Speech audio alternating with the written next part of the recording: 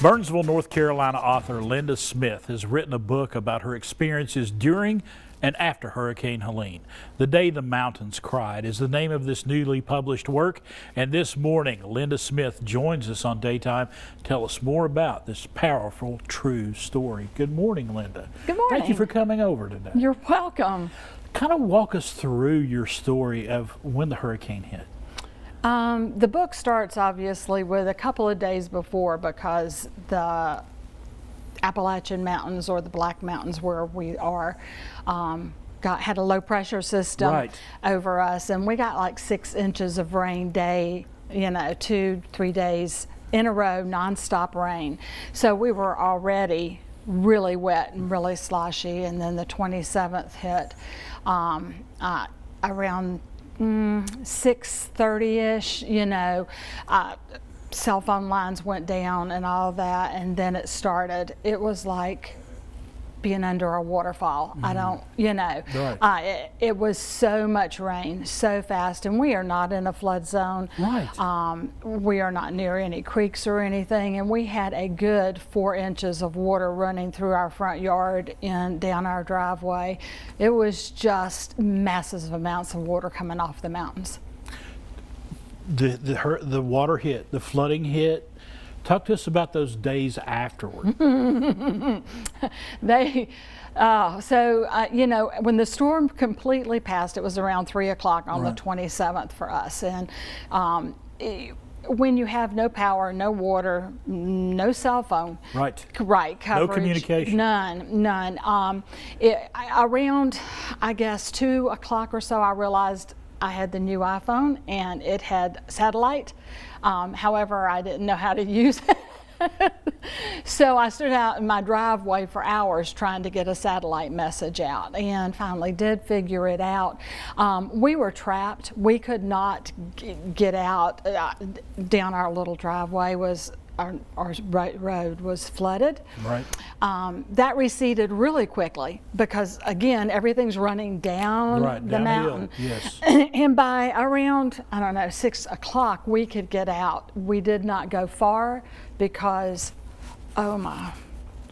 it was just washed out completely. Yeah, there was mud, trees, everything was just gone. The next morning was when we actually went out, and like Toe River Craft Store, completely gone. I mean, wiped off its foundation, and on the other side of the road. Now it does sit across from the Toe River.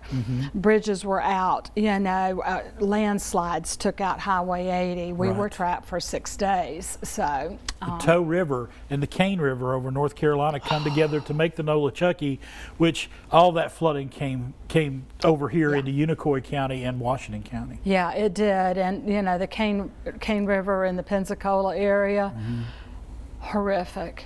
I mean, you think, I thought, well, mine was bad where we flooded. Nah. Nothing compared to the Pensacola and Tootie's Creek area. They just, and like in the Irwin, the Nolichucky and the Convergence, just horrible. What led you to put pen to paper and put your thoughts on, why did you decide to do this book? Well, I write a book every year for my little quilting business, and it was time to write the book for 2025, and I thought, I'd been taking notes all along, so that I could remember, everything that happened. And I thought, okay, this is it. I'm going to do it. And yes, it will be for my quilting business, which doesn't happen until September, but I'm going to put it out there now, and I'm going to donate the 50% of the profits. I would donate more if the IRS didn't take so much off the top. But I'm going to donate, 50%. 50% of the profits are going back into flood relief. That's correct. They're going to 2 specific charities, Rebuilding Hollers by Stephanie Johnson, and Mountain Strong Sanctuary, and that's Stephen Fox's. Both of those organizations are 501c. And Stephanie did the Roses Parking Lot Distribution Center in downtown Burnsville. And there's pictures of it on day one. And then as things started coming in from people like you and me, not from FEMA, Right. not from the government, Neighbors not helping from the national. people That right is there. exactly Yes. what it was, and that's how we survived when we were trapped for those 6 days. It was everybody coming together, sharing food, sharing propane, sharing anything we had. Like for me, it was my cell phone. I stood out on the Just corner. looking out for each other. Yeah, I stood out on the corner of White Oak Road and 80, and we sent message after message after message. People would line up so that they could get a message out to their family members saying, we're alive. All right.